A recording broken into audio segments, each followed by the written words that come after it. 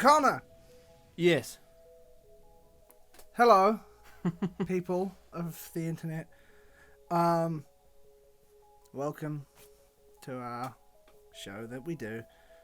I've done this show many times, and yet I still haven't memorized the intro, because I don't normally have to say it. So I'm just going to start by plugging our Patreon. Genesis of Androzani at patreon.com. You've got 3 tiers now. Yes, there we go. You remembered. You've got the Wibbly Wobbly Timey Wimey tier. That's the middle one. Which gives you early access. Yes. And exclusive access to a couple of videos, right? Yes. And then you get the Master tier, where you get everything you get in the Wibbly Wobbly tier. But, aha! And the first tier is Air From Your Lungs. That's correct. Which is only exclusive. Yeah. Which is the exclusive content, which there will be more coming. Yes, there will actually. There will be more coming after all the Series 12 stuff. There's a series that me and Callum are doing, which I'm sure if you guys have been tuning in to eat our podcast, you probably know what it is. But there will be exclusive content relevant to that will be coming with that series. And yes, then there's the Master tier, which gives you all of that, but you also get to request a video for us to make, which Jake still hasn't done yet. Nope, because he's been AWOL since December. Ooh. I was in a Snapchat conversation with him about something, like it was like a South Seas one. Yeah. And I saw them all talking, and I jumped in and I was like, "Hello, Jake," and he was like, "Uh-oh," and he left. But he can't run forever.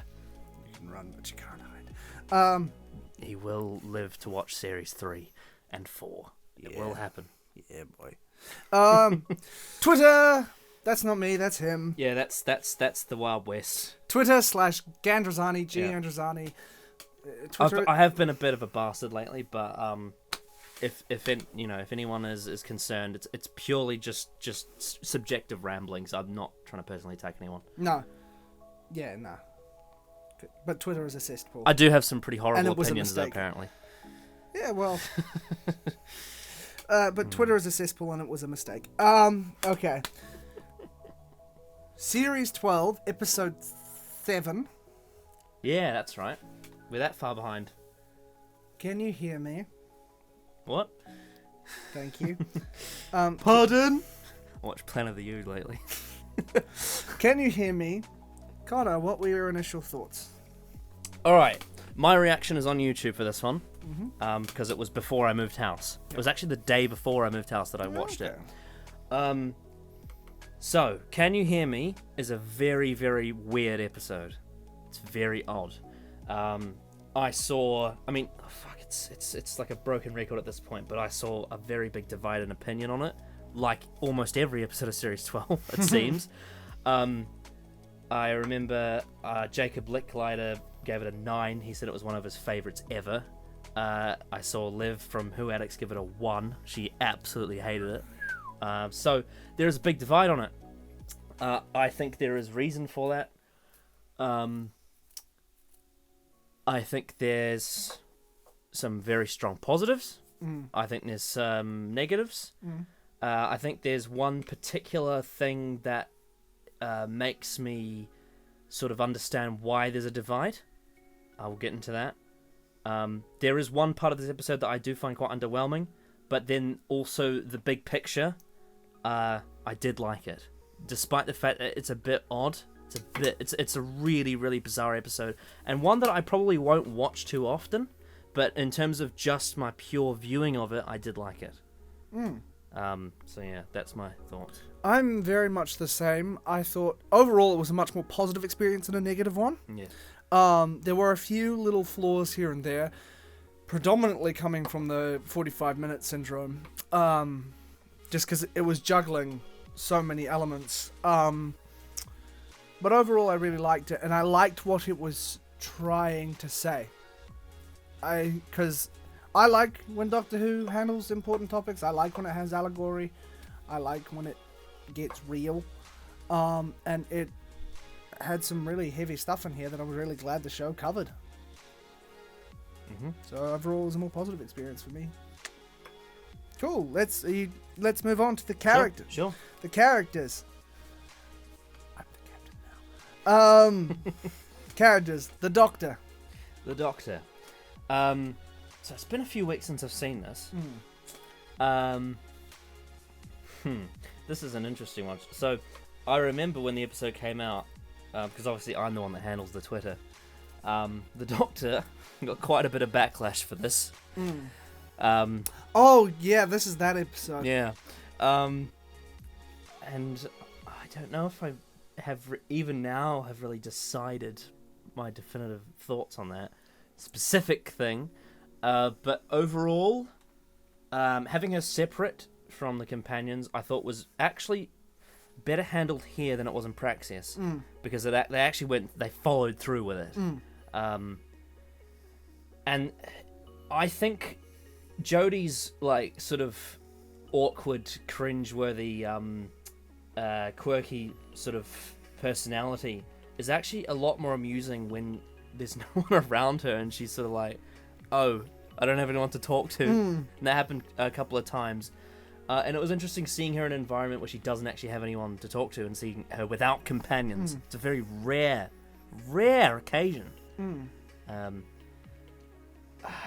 I think she wasn't the strongest part of the story. No. And the scene where she acts socially awkward when Graham says he's having anxiety about his cancer returning is weird and possibly a little bit out of character, especially when you go back and watch something like Vincent and the Doctor, when the Doctor seems to be very, very confident in speaking about, that sort of thing. The thing about the conversation with Amy Pond in the art museum at the end. But even beyond other regenerations, within Jodie's character, she's played quite awkwardly and stuff, but when it comes to compassion, that's something that's always been a big part of her character. And that's the odd thing. I completely get what they were going for in terms of her Doctor being confronted by something that humans really have to deal with. Most humans have to deal with every day in some way or another, is cancer. And that's a very genuine anxiety that so many people have, and the Doctor not really knowing how to process that human thing that she doesn't understand. But it did feel a little off for her being awkward. Like, I feel like what may have been better is if she put her hands on his shoulder and said something, but it was, completely didn't make sense, and she sort of fumbled over her words or something, and it was you got the same effect, but it wasn't played so detached from Graham's anxiety. Like, at least there was an attempt. Yeah. She was just bad at it. Yeah. That's the thing for me. There's many moments that I've pointed out in Series 12 of I would put this scene in the same category as the Nazi scene from Spyfall Part 2, and also the your blood will spill scene from Nikola Tesla's Night of Terror, which she just suddenly goes very, very off character, and it's not really explained why, and it's a bit puzzling. It's because she's almost hitting a sort of McCoy-esque territory, except it doesn't really feel earned. It feels a bit out of control. It's not so. I feel that it's because of the sporadic nature of when it occurs. I do get that it's coming from the place of she's dealing with the whole thing of she's got the Master and Gallifrey at the back of her head the whole time, and the Ruth Doctor and everything is just burnt into her brain, and she's dealing with that herself. But it does feel a bit sort of sporadic and weird. There's not quite a natural turn, I feel. Especially considering she's quite assertive in the rest of this episode. Yes. Even though she has been quite comical, but in the way she defeats the antagonists. They're not quite Eternals, but they are similar. Yeah. Also, I know we're sort of jumping here, but I'm glad that I watched Enlightenment before this, because I've been watching a lot of Classic Who lately. Yeah. I'm glad I watched Enlightenment before this, so I had context for that. Yeah. That was helpful. Anyway, continue. Yes, I liked her character in this, but there was, like, particularly that moment at the end where I feel like in the overarching story, I get what they're going for, but it just didn't quite hit home for me, because it just felt a little bit too far off base for it to fully be a home run, if that makes sense. Yeah, they didn't quite get it right. I saw what they were trying to do, but it didn't work for the character. It felt a bit unnatural. Yeah, because even as I said, Jodie's version of the Doctor, I get where it was coming from, but it just felt like it was executed slightly wrong. There's something that's probably going to come up possibly later with this episode as well, but it's something that I think Chibnall made an overall mistake with in terms of him being showrunner. There's a lot that happens in Series 12 that should have been started in Series 11. That there's things that we should have seen in Series 11 that built to what we got now. And I feel like a lot of things here would have felt way more natural had they actually started it earlier. Because it's just unfortunate like that Chibnall decided to save all of his ammo for now rather than spread it out. By that notion, I assume the intention was, the slow burn of just reintroducing this new era of Doctor Who. This is our mission statement, and then suddenly just unleashing hell in the. I know, but still, like even when you look at Series 1 and Series 5, they did introduce stuff and like little drip feeding stuff before they went fully into it with Series 2 and 6. Yeah. So I just feel like maybe Chibnall could have at least just given us a little bit more of this stuff in Series 11 building up to this. I think that's fair enough. But no, Jodie's performance was strong. Yeah. She was again, she feels much more comfortable in the skin of the Doctor now. Yeah. Like the jokes are landing better. It's and I don't think her cringiness is also a lot more self-aware, which is somewhat of an improvement, I think. It's not her performance was never bad, but it just feels like all the Doctors, now that she's in her second season, she's just in those boots much better. She's there. Because it would be a terrifying fucking thing to do in the first season when you're trying to find your feet. It's just none of the other Doctors are Christopher Eccleston, so I can't nail it out the park straight away. Except he could. Wow, John Pertwee did pretty well. Yeah, that's true. That's very true. Tom Baker did pretty well. Yeah, but as did William Hartnell. But in the new Who Doctors anyway. But yes, I liked the Doctor, but there was a few little niggles with me throughout this episode. Okay. Yeah. The character of Yaz. Yes. Okay. So I put her first for a reason. Yes. Because this is quite a big episode for her. So with the three companions, they all had their little side stories with this, dealing with certain aspects of their own mental illness or demons.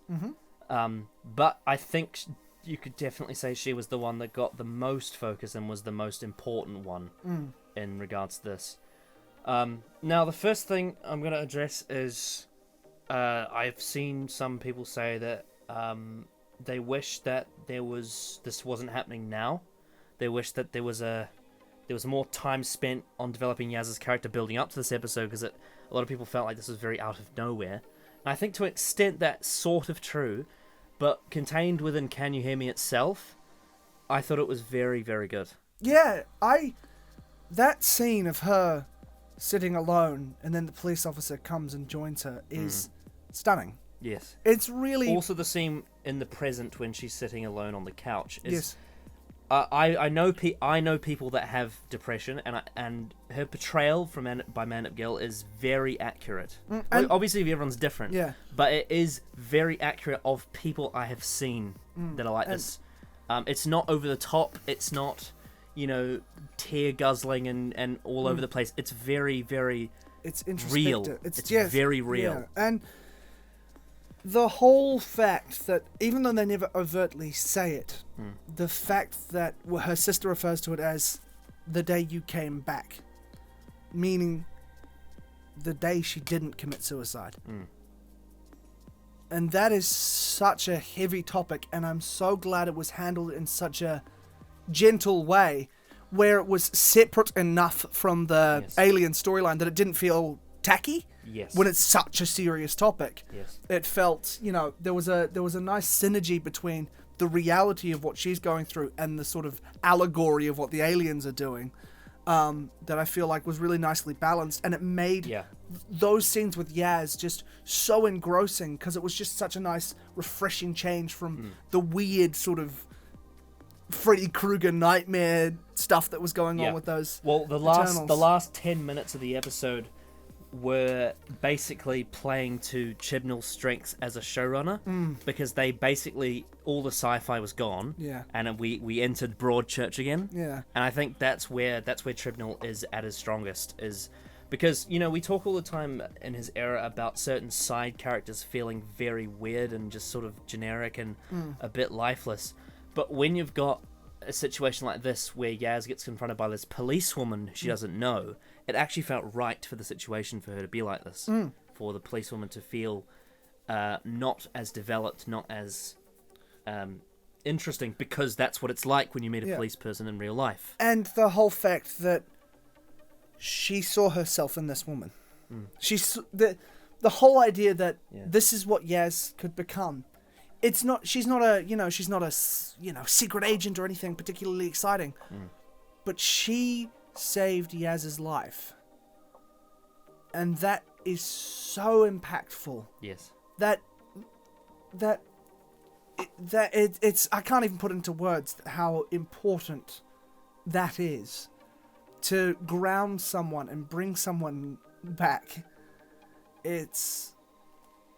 I was really quite moved. Yeah, and actually, also I was really moved by it. And also another thing as well, like there was a lot that wasn't addressed, because obviously they wouldn't have time to. They don't need to. Yeah. But when I started to think about the timeline of her life, I started to piece together a story in my head of what actually happened in between then and now, and I actually started to realize that the reason why she is such an inexperienced and not very good policewoman is because she had only been training for 2 years by the time we got to Series 11.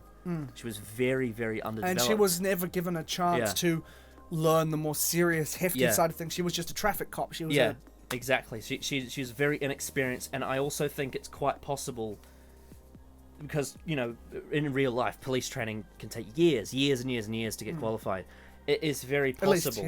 It is very possible that that the police department that she was studying for and working with were aware. They probably were aware, due to that policewoman that she met on that day, of who she was, and probably thought, you know, it's probably important that we get her this job because we know about her mental health. And then that impacts her because she's now got the job and she's inexperienced, therefore she's not doing well. It's very complex. And it also retroactively has improved Yaz's character in the terms of the way she interacts with everyone else.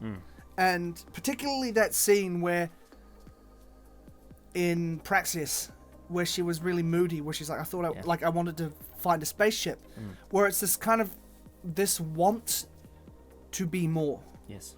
This desire to be bigger than she is. And that's a very relatable thing. I completely understand that. And it made that sort of slightly out of context scene make so much more sense in terms of where she was coming from mentally. And I didn't need to know about her depression until now, but I do agree that this kind of hefty character development is overdue. Yes. But for this episode, what they gave us in this episode happened exactly how it should have, in terms of where it was placed and how it was placed, I find. And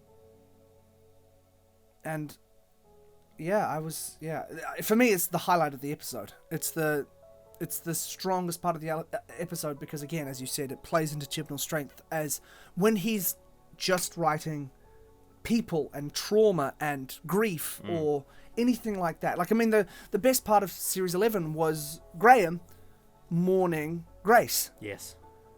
He writes that sense of loss, that sense of longing, just any form of suffering that can affect our mental well-being and our mental health declining. He can write that really well. The end of Spyfall Part 2 with the Doctor and the Master. Exactly. Even though that's in a big science fiction context. Exactly. That simple shot of her just looking defeated said so much. He has this amazing strength in writing reality. Yes. In the motion. Yeah. Now, another thing, I'm not going to quite spoil this because I don't think you've seen it yet, but there's an episode in the future, because we're recording this when it came out, There's a scene that people feel isn't earned from that episode. That, interestingly, it's interesting that people say that they thought that scene wasn't earned in that episode. And I also noticed that those same people weren't quite on board with this episode. Because when I watched the scene that I'm talking about, I related it very much to this one. So I will get back to that when we get to that review. But I've got a bit to say about that. And also in my reaction, I think I brought it up too. And yeah, I don't want to spoil it, but yeah, it's quite a lovely scene. Anyway, and what I also like about what they've done with Yaz is I like when Doctor Who breaks the mold of the typical monster of the week structure and does something a bit more, like even if it's not necessarily in a important to society way, but like the ending of Midnight, where that running gag of no, don't do that voice has a complete recontextualization at the end of that episode because of what the Doctor's just been through. Things like that. That started in Tooth and Claw. 2 years before. Yeah, and it's funny because that same cycle happened with Alonso. Yeah, it's 2 years of build. I mean, Russell was great. Best. But yeah, I really liked what they did with Yaz, and excuse me. I found it quite moving, and no one I've really seen or talked to who also suffers from poor mental health, depression, anxiety, any of these things. I haven't seen anyone say that it was an insensitive or a poorly handled representation of what that is, because the silence and the stillness of it spoke volumes. And I really liked it. There was a lot of nuance in that scene when she was sitting on the couch with like the blanket over her. That was very accurate. And even with Ryan's friend, he was a little bit larger than life in terms of it, I feel, but that self-isolation thing, that going inwardly. Yeah, but the thing is, the larger than life part of that comes from the sort of farce that they put on to be friends with each other. Yeah, the sort of the tomfoolery. Yeah, the sort of strained nature of having to put on a face when you're just exhausted. Yeah. Right, is that all about Yaz? I think so. Yeah. Yaz is finally a very well-developed character. She's a defined person. Well, not well-developed, but yes, defined person. Still holes to fill, but there is at least something. Graham. Oh yeah, so Graham. So he started off playing cards with characters that we hadn't seen since the Winter Fell to Earth. You know, the ones that are like, outside the bus stop. My wife's at karaoke, if you know what I mean. He was playing cards with them, and then he started tripping, which is interesting. I've noticed something about this and the next episode that's a bit weird, and I'm thinking, is something going to happen in Series 13? Is he seeing Well, things? I know exactly what you're talking about with the next episode. Yes, but it happened in this one too. Who are you going to call? Where he was seeing things that others weren't. It's interesting. Yeah. But yeah, he kind of spaced out and saw the I can't remember a character, but the Eternal that looks like Storm from X-Men inside the star. He saw that, and they're like, what's going on? And then later on, when they were taken into like little nightmare thing, he was on obviously his hospital bed and got confronted by Grace again, who was very nasty to him. Yeah. Almost even more brutal than It Takes You Away. Yeah. In fact, I would say I feel like the Grace that was in that nightmare in this episode was the same Grace from It Takes You Away. Yeah. But that Grace isn't the same one that died in Woman Who Fell to Earth. It's like the alternate Grace. It's a projection of his insecurities as personified through his grief. Yes. And yeah, I think just because this felt like a sort of soft sequel to that story, I think that's a good thing, because I think I've come to the realization that I think It Takes You Away is probably the best of Series 11 now. I think so. Yeah. Just thinking about it, like solid over track. time, it's just aged quite well. Frog. and it's very sad things. Yeah, but also a frog.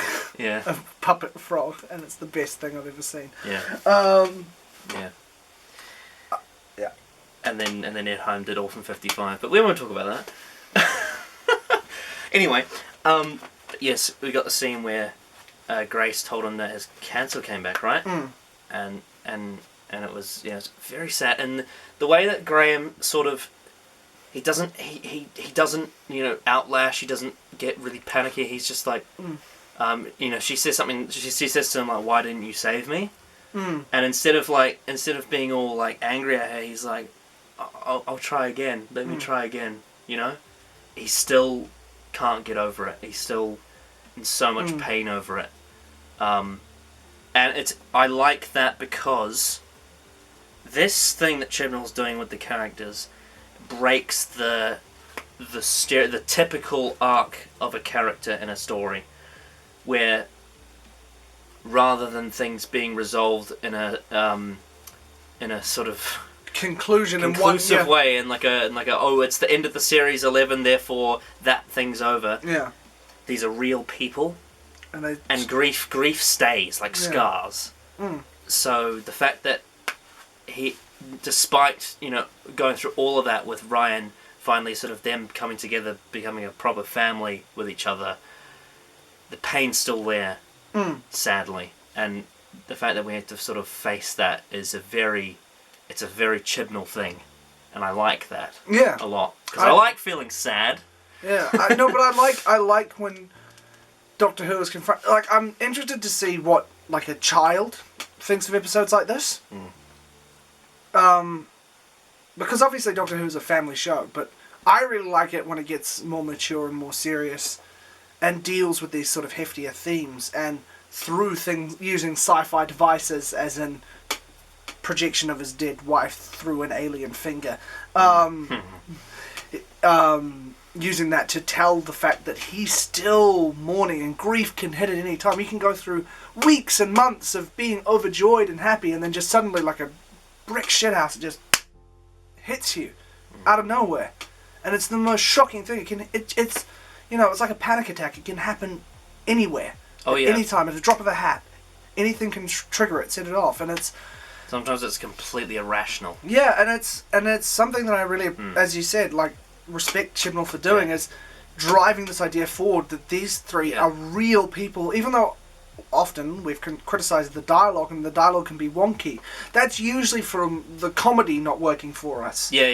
But in terms of the sort of the mission statement about these characters, I really respect the direction he's taking. Yes, and also different to Yaz, because with Yaz it was the sort of how real it felt came from knowing other people, and how having seen people with depression.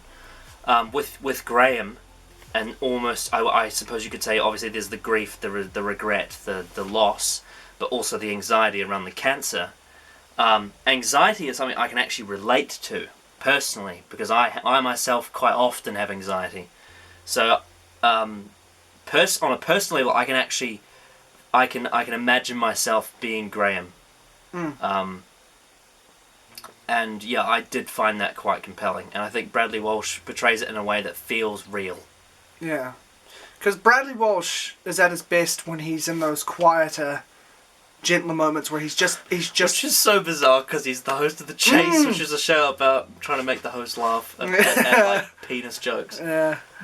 But no, he's very good in those smaller moments. Very, very good. Yeah. What was the famous one for The Chase called? Oh, there was a person's name. It was Dick Long or something like that. It was called something. Something like that. No idea. And you see Bradley Walsh just going, like, try not to laugh. And he's just in tears. Fucking hell. But yeah, no, I respect Chibnall for approaching these things in a very direct manner, because like you, I can relate to them, and it's refreshing to see that done well and relatably. It's good. Now, Ryan. Right. So of the three companion sort of explorations of the mental illness thing. I think Ryan's one was possibly the weakest one. It wasn't bad, but I think I felt possibly maybe a little bit disconnected from it, and it might just be the fact that it's something that I can't quite relate to, or I don't know people that are like that. It certainly did feel real. However, the first thing I will say is that a lot of the direction in the scenes with him and his friend, I know what they were trying to do. They were trying to make them feel separated, but the way it was cut together was very jarring. There was a lot of they jumped the line quite a lot. There was a lot of Ryan was at the bottom right hand of the screen, and then his mate would be at the bottom left hand of the screen, which meant they would look like they were looking in the opposite direction. Yeah. Yeah. Yeah. And the other thing is that a lot of the side characters that appeared in this episode, like Graham's friends and like Ryan's friends, I just wish they'd appeared more in other episodes, because the reason why these kind of episodes worked really well with like the Davies era, not necessarily that they were this serious, but the episodes like this with characters we know, like Love and Monsters, the reason why, well, for me personally, they work so well is because we got to know them beforehand. Like if Love and Monsters happened, and I didn't know who Jackie was aside from the first episode of Series 1, I probably wouldn't care as much as I do having seen so much of Jackie. I honestly feel like you could have gotten rid of Praxeus and made that episode half of this, where you reintroducing the side characters, and it's a Dr. Light episode where we only get smatterings of her at the beginning, middle, and end. Yeah. But it's primarily about the companions and their friends being affected by this unknown. Yeah. Well, you could have had a bit more development of the Doctor in the past. In what was the country? Syria. Syria. Yeah. You could have had a bit more development of that, and also a bit more time with the villain plot as well. Yeah. With the eternal characters. As I said up top, it suffered a little bit from 45, even though I know it's 50 minutes now, but that 40 minutes. Oh yeah, no, because this era has a big problem with structure. It doesn't quite know how to handle having so much packed into one episode. Because this format was designed for Russell T Davies' style, and it worked for that because Russell T Davies' style works for that length.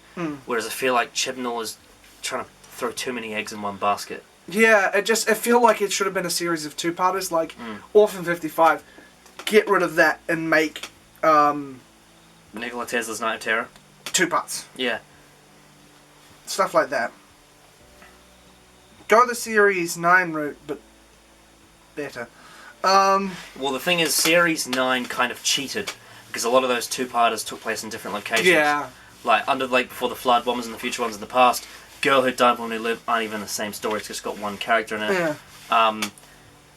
Face the Raven, Heaven Sent, Hellbent couldn't be telling 2 more completely different stories. Anyway, but yes, no, Ryan,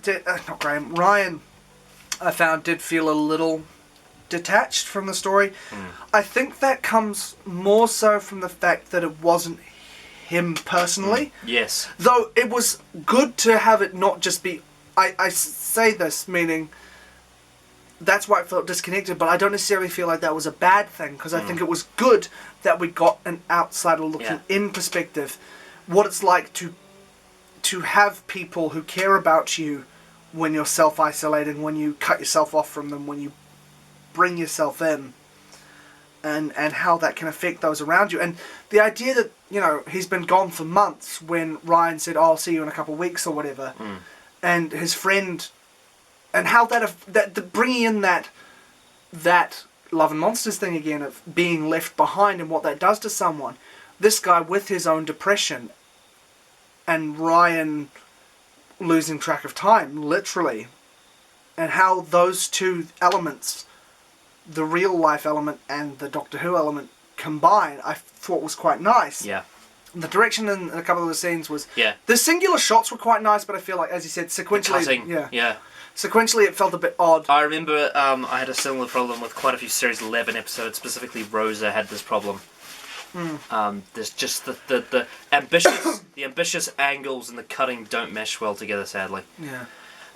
The one part of the Ryan storyline that felt very weird was when they basically showed like a quick flash of like things they were worried about. And for Ryan, they showed the dregs from Orphan 55. Yeah. And I understand why they did that, but it's like, oh no. Because there hasn't been much of Ryan panicking about the future of Earth. No, it was just a very like, oh, we need something for Ryan to do. What can we? Oh, we'll relate it to another episode. And it's just, unfortunately, Orphan 55 is Orphan 55. Yeah. You could even, I mean, obviously I don't know what the grand plan is for Graham, but you could have even had it been Ryan by Graham's deathbed. Yeah. So then those two stories are much more connected. But obviously Ryan doesn't know Graham had. There's got that Drake scene in this episode, it was almost like the reverse of when in The Girl Who Died when we saw the fires of Pompeii. Yeah. It's like the reverse effect. Yeah, it was like, oh no. But no, I liked Ryan in this episode, but his subplot was definitely the sort of the weaker. Yeah. And because there was a couple of little lines I quite like when they were at, I think the best part was when they're at the door. When the guy didn't want him to come in. He's like, I just want to be alone. And he's like, I got chips. And the way they were speaking to each other felt natural. It felt like they knew each other. Yeah. Sadly, we didn't know who his friend was that well. The only scene we got with him was the one... Basketball. Spyfall, yeah. Yeah. So I just wish we got a bit more time with him. Yeah. But that door scene did remind me of certain things that I've seen and experienced. Yeah. Yeah. Again, it didn't feel distasteful. It felt real, which was very nice. Despite the little weird wonky editing and some of the bits and pieces. I think the part that threw me a little bit off though was when we saw Ryan's friend talking to people we'd never seen before. Yeah. That was a bit odd because we didn't really know Ryan's friend. It felt like we were watching a room of strangers speak to each other. Again, this felt like it should have been split. Yeah. Just so we can get that more. Or even, you could have even linked it again with the Graham story. Like, Graham's poker friends, one of them could go to this meeting of, mental health meeting, and you could, have some connections. As opposed to just people we haven't seen. But, like, I get the point that it's more about the intention of the scene and about what they're representing as opposed to who they are. But because it was like 8 people that we've never seen before. because there's nothing wrong with the actual scene itself. It's just I wish I knew these people. Yeah, and I agree. It wasn't a ruiner. It wasn't like a big. It's just a small thing where I wish there was more of this episode because it was one that I quite liked. Yeah, get rid of Praxius. Huh? Get rid of Praxius. Yeah. Get rid of. I'm going to sound like one of those people, but get rid of the environmental episodes, because the Green Death. That's all you need to see. Have environmental episodes that deal with it better. Though you probably don't want to have an environmental episode mixed in with an episode about mental illness, because that could not mesh well. I mean, not at the same time, but like. I mean, God knows we're all gonna fucking die, and the world's an existential nightmare. And how does that affect people's mental health? Who knows? It's funny, we had this conversation during the Advent calendar in a deleted scene that you guys will never see. And it's funny because we didn't know about coronavirus then.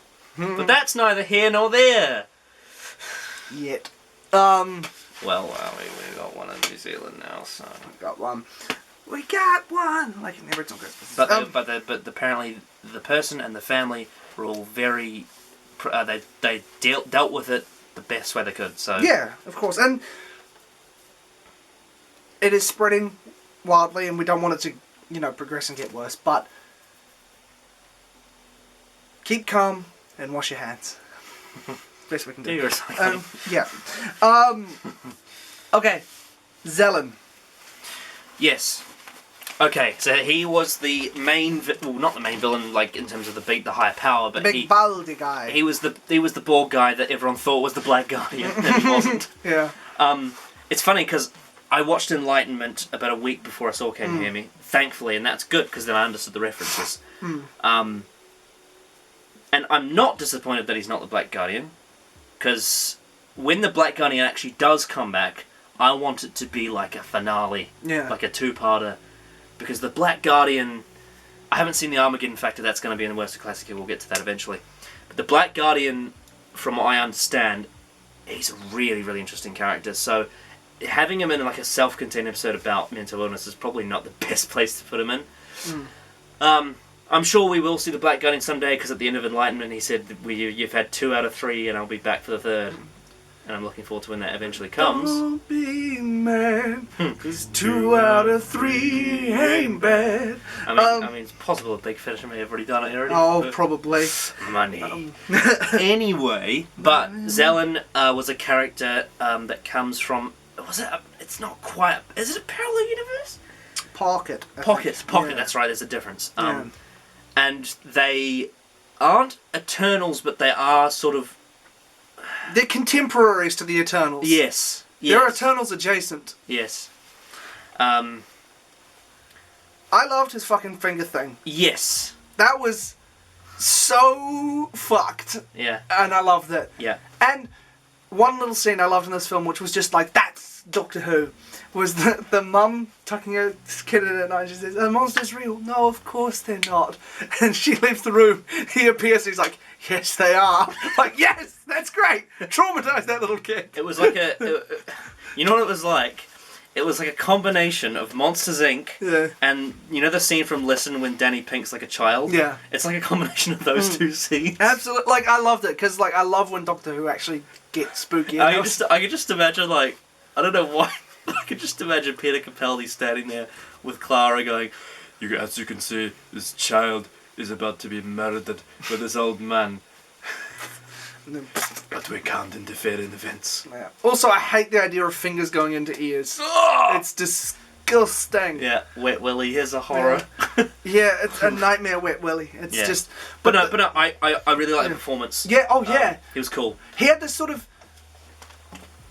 cockiness to him, where he's like, "I'm a god, I can do whatever the fuck I want. Like, I don't care." And Yeah, and I loved... Sorry. I was just going to say, he's also very different to Jodie's Doctor, like almost worlds apart. Yeah. What I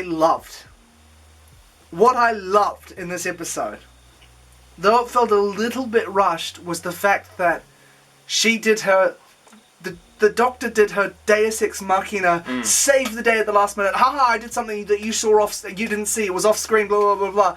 And then that comes back to bite her in the ass because he'd set it up so she would do that because he expected it because he knows what the Doctor's like. He's like, this thing that you've been doing for the last 60 years, I've seen it, I know it. Yeah, and also for new viewers, that's good because we just saw her do that in Spyfall Part 2. She did the exact same thing, which I didn't like, but this is... We did see her do it, therefore seeing her do it here. I love when elements of a screenplay that have become tropes are not just like flipped on their head, but used as a device that changes the context of the story. Midnight. Because I watched Partners in Crime the other day, and the conversation he has with Foster is the same one he has with Skye. Yep. But he doesn't get away with it. Mm-hmm. Midnight's the best episode of television ever. It's pretty good. It's fantastic. But yeah, no, I loved his design. I loved the creepy dream thing, and the fact that he was so simple on his design. It was just a black robe, bald head, tattoo. It was, really... It was very yuck, wasn't it? Yeah, and it was just this the way he played off Jodie's Doctor I really liked. Because he was so cocky that, as you said, he's like the opposite of Jodie's Doctor. He was sort of this domineering figure, but now that we're getting more of this feisty, angrier, assertive side of Jodie's Doctor, that interplay worked really well. Oh, yeah, one nitpick I have that I forgot to mention when we were talking about the Doctor, I fucking hate the sonic screwdriver. Yep. That was terrible in this episode. It was bollocks. I hate it when she was locked up and then she, like, forced grabbed it into her hand. Yeah. Stupid. Garbage. Get rid of it. Yeah. Yeah, that was not good. You know what I would have liked? You know how she has that earring chain? Yeah. If she'd used that somehow as like a lockpick, like she somehow unclamped it with her teeth, I don't know. Would have been better than Force Sonic. But yeah. Also, was she wearing that chain? She wasn't wearing that chain when she regenerated, was she? Obviously not. She got it from the shop, right? Yeah, she got it from the... So, the one who fell to earth, she went back there and pierced her ear. Yep. And I guess it just, whilst she was still regenerating, it grew over, so she can't remove it now. It's just embedded in her skin. What if her regeneration story, she gets an infection in her ear? Oh. Ear infections are the worst. No, I'm still hoping for Pam Frost. Rakaya. Rekka, yeah? She was the character who looked like Storm from X-Men, and she was the other not Eternal. Yes. Obviously didn't get much screen time, but I was okay with that, because she was very enigmatic. Yeah. She was very odd. She was very almost like non-human. She was very cold in her acting. And also, I loved the visual story that she told. It reminded me of the tale of the three brothers from the Deathly Hallows Part 1. That storybook thing completely blindsided me. Yeah. And I loved it. It was gorgeous. And the whole concept of these two planets working together, and we're like, we're just going to fucking squish you between us. That is such a whack sci-fi concept, and I loved it. And the interplay between her and Zelen, it felt, like these are two, omniscient beings. These are not of our universe. These are other. Yes. They again, really simple costumes, but the way they were written and the way they were performed worked so well. And the way they were just walking down that street and they were just, they didn't care who saw them. We talk about the 45-minute syndrome, obviously, and they could have been more development, but for what they had, they were very efficient in how they brought across, who they were. And also the fact that what they were doing, how that actually reflected the actual theme of the episode about mental health and looking after ourselves and, staying grounded and things like that, and how they represented mental illness, basically. This sort of just... this almost unstoppable thing. Obviously, there was a little bit of a just sort of got rid of them at the end. Yeah, that was... Yeah. Ugh. I wish there was a bit more of a clever... 2 parts! Yeah. Please! Though, to be fair, Spyfall was 2 parts and we still had that, but you could have done something different. Yeah, I feel like there needed to be a bit, in terms of the allegory of it being mental health, to have a bit more of a, you got rid of them, but they're still there. They've gone away for now, but their effects are still there. They're, it still lingers. Yeah, I think that the actual physical scene of them disappearing was a little bit cartoonish, though. It was. Yeah. Could have done without that. Yeah. That being said, I really like the way they were presented, and I like their role in the story, though I would wish there was more. Yeah. Yeah. And also, I'll get again talking about the scene with the, with the visual presentation. If it didn't have that, and it was just exposition, it probably would have been terrible, because it would have been one of those Chibnall era scenes where they just tell you everything, and it takes up so much screen time. But because they showed you, it was so much better. Yeah. It also reminded me of in Guardians 1 when they're talking about the Eternals. Yeah. When the Eternal slams down on that planet, and we just get that those floating orbs telling you about the history of the universe. Or the start of Lord of the Rings. Or the start of the Mummy. Or the start of the Dark World. Or the start of the Dark World. Or the start of the Mummy 3, Tomb of the Dragon Emperor, where Jet Li spews up. So, he becomes terracotta. But my favourite one that I've seen in cinema of that is the Deathly Hallows Part 1 with the three... fucking beautiful scene. Mine is Hellboy 2, The Golden Army. I haven't seen that film. Oh, mate. If you've seen it, you know exactly what I'm talking about. It talks about what the Golden Army is. And it's very much done in that sort of shadow puppet way, like the Deathly Hallows. Yeah. And it's like thousands of these... It's amazing. It's amazing. It's Guillermo del Toro being a genius. Can't wait to see June.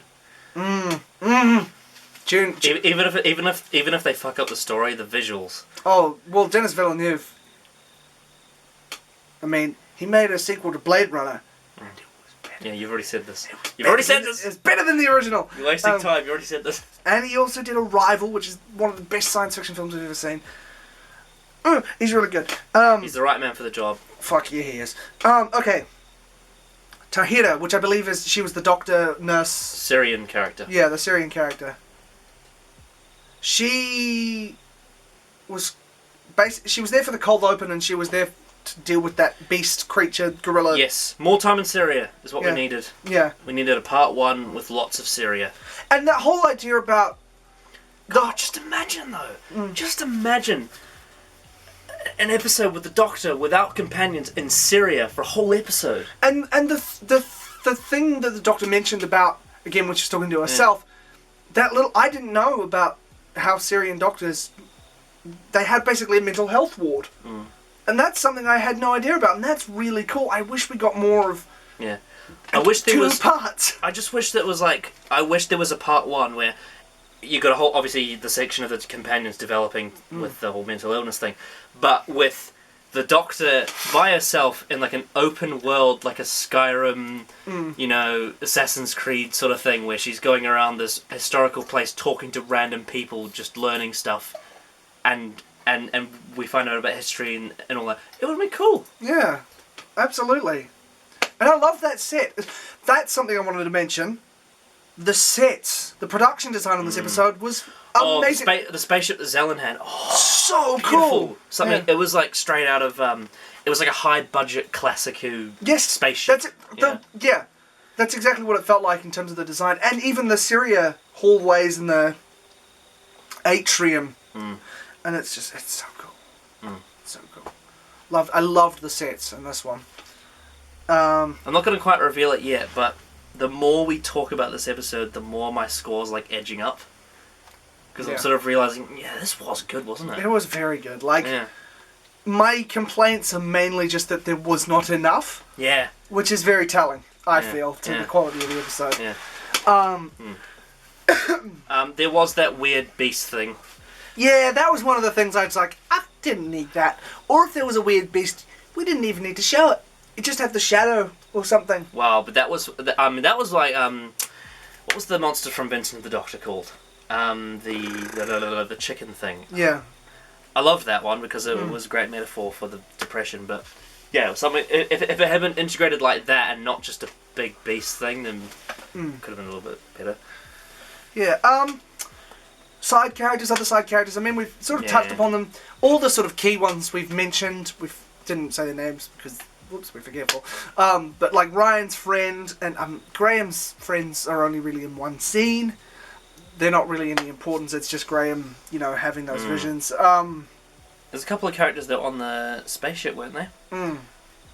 Yeah. And again, like, they didn't really... And Yaz's police officer, but that was... Oh, yeah. But that was more just right at the end. And that scene where she went up to her door and gave her that penny or pence or whatever it was. Beautiful. Yeah, it was so human. Man of Gill was fantastic.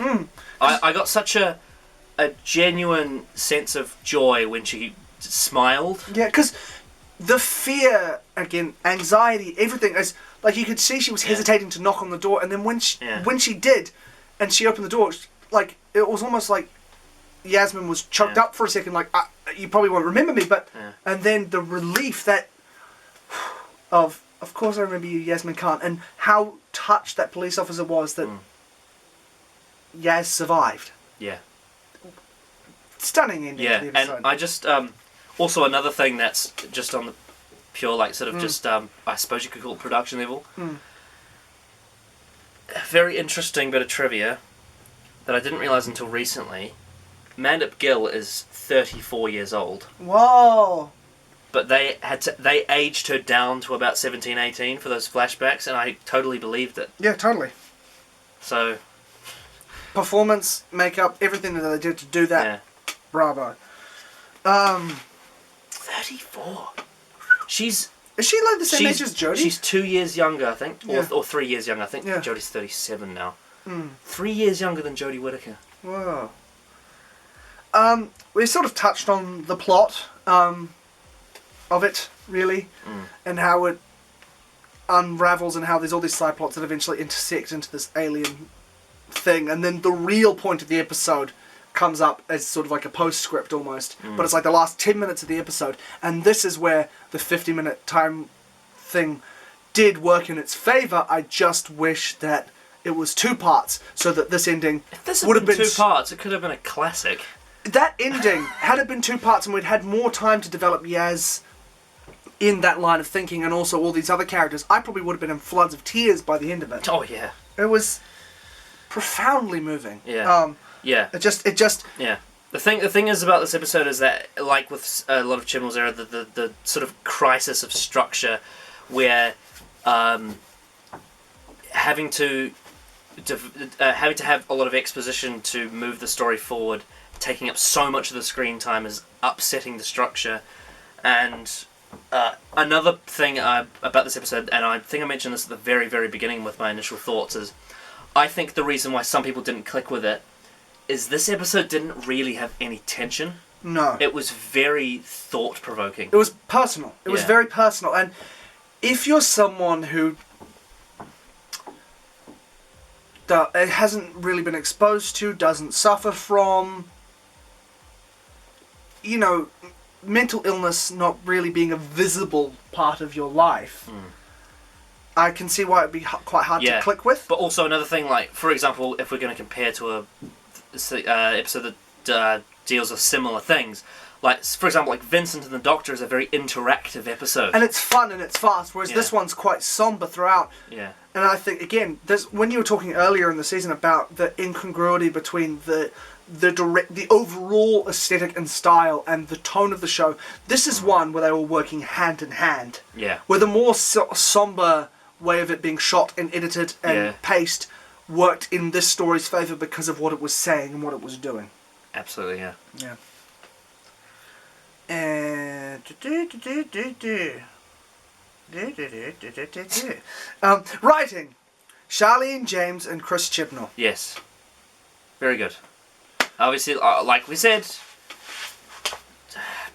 sometimes a bit too much exposition, especially with the Doctor. The crisis, the structure, the rushed ending do hold it back. But the content itself was very good. It was very, very strong. Absolutely. Yeah. Absolutely. Yeah. Quite happy that... actually have to say, I mean, obviously we're kind of spoiling the next review but I don't really care at this point. I'm quite pleased with the stories that the new writers got. They really did. It was the same thing with Series 11 as well. It's like when you get a new writer, they really want to prove themselves. And the new writers this season, that being, I believe it was for Nikola Tesla's, it was, I can't remember her name, but she was the script editor last season. Yeah. Whoever that was, her, Charlene James, and we'll get to Maxine Alderton with the next one. They all really put their best foot forward. Yeah, I feel, and I was quite impressed. And obviously with Chris Chibnall involved, obviously that comes with not only his experience with Broadchurch, but also the fact that he's dealing with his characters, and there had to be a lot of his input. And I thought they did a very good job. Not a very accessible episode. It's not like a fun, fast-paced, romp. It's not an action episode. It's very odd. It's very experimental. It's sort of horror at points, but it's not like gothic throughout. Yeah, and that will come. Yeah, and it is quite slow, and it doesn't really move up gears at all. It's very you really have to be invested to watch it. But I was. I liked how strange it was. And I liked the personal side of it a lot. So, absolutely. So I think this is an episode that is for me, people like me and Adam. Yeah. And possibly not others, but, I can see why it didn't gel with others, but for me, it really hit home. Yeah. It really hit home, and I really appreciated it. Yeah. And this is why I appreciate Chibnall taking these kinds of emotional risks and these, daring to talk about things through the show. Is when it pays off, it really works, I find. Direction, Emma Sullivan. A couple of bits and pieces in the editing of it, which I felt was odd. Yes. But I don't know how much sway she has over the edit in the final cut. But in terms of, like that whole animated sequence, I don't know how much input she had over that, but the fact that the way they segue into that and the way all the interiors and exteriors looks, and as I said, those final 10 minutes... I can't fault the direction. Yeah. She also directed the next episode as well. I think she's one of the best ones from this series. Fantastic. I mean, I'm giving a little bit away next. Yeah, I'm giving a little. No, just calm down. It's like when we had to do the Fugitive one, but after All 55 and Nikola Tesla. Just don't talk about it. Just leave it. Keep it shut. Can't say anything. Yeah. Yet. But you will. You will get to say it then. Eventually. Alright. Yes. I liked her direction a lot. Yes. Good. Music, Seiki Nakanola. I seem to recall that there was a lot of great, again, atmospheric so ambience. It has been a few weeks since I've seen the episode, so I don't quite remember it. I seem to recall it had quite a Murray Gold-esque opening when we first start in Syria, and it had a bit of a... It sort of reminded me of the opening of Fires of Pompeii, where there was a bit, there was a bit of a drum line and there was a bit of a rhythm, and it was quite up-tempo. Oh, wow. I watched Fires of Pompeii recently. Beautiful episode. It's so good. It's beautiful. I think Callum said it's his favourite New Who episode that's not written by Russell T. Even though it's got James Moran's name on it, but it is written by Russell T. As is, Impossible Planet Satan Pit has Matt Jones' name on it, but it's written by Russell T. Davies. You just tell. You just watch the episode and hear the dialogue, and you're like, yeah, that's Russell T. That's Russell. Because he was so controlling. Viewership 3.8 million, as we said. Viewership figures, unless it's like 0, don't matter anymore in today's day and age. It's it's healthy. It's not a huge drop. I don't think it's like 0.2. I think is a bit of a drop, but because I think it was 4 for the last one. Yeah. For Praxis coming off The Fugitive. We still, again, like I've said before, we're still not as low as Eaters of Light yet. Yeah, and as we've said, streaming services and all sorts, people get access from all over the place, so it's not like the audience isn't there, it's just at a different platform most of the time, and that's where it really counts. Conclusion and rating out of 10. Okay. Can you hear me? Very odd episode. What? Series 12, episode 7. Yep. It is very odd. It's not going to be for everyone. I don't even need to say that. I know that of many reviews I've seen. I can understand why someone would find this boring. I also can understand why they would find the conclusion disappointing. Yep. But this episode functioned very differently to your traditional Doctor Who tale. It was a very personal episode about mental illness. It had a very bizarre, otherworldly concept that had nice bits of fan service towards people that have seen Enlightenment, which is a story I fucking love. Enlightenment. And they reference the Toy Maker. Oh yes. Sorry, I just remembered that. It was very strange. It was very atmospheric. It was very somber and low energy, but in a good way. Not low energy in something like.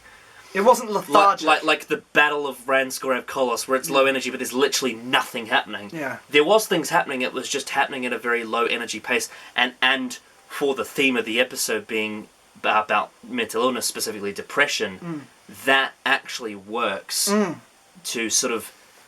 I know some people were like, I'm bored, but it actually gets you in the same sort of wave of energy that people going through mental illness have.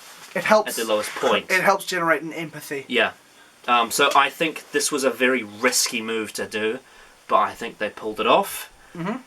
There are criticisms I have, little niggles and elements that I don't think quite landed the right way.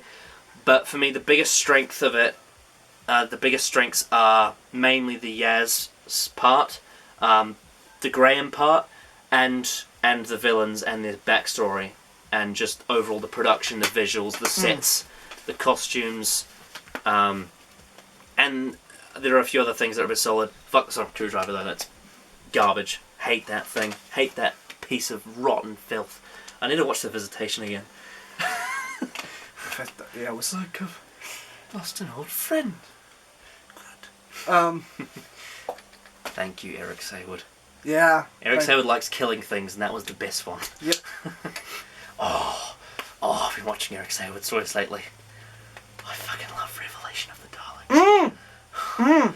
Oh, I know I'm going on a massive tangent, but I watched both Clive Swift episodes lately because I watched Voyage of the Damned too, and I watched Revelation of the Daleks, and the line where he says to that woman that fancies him, he says, "I would rather lay with my mother than you."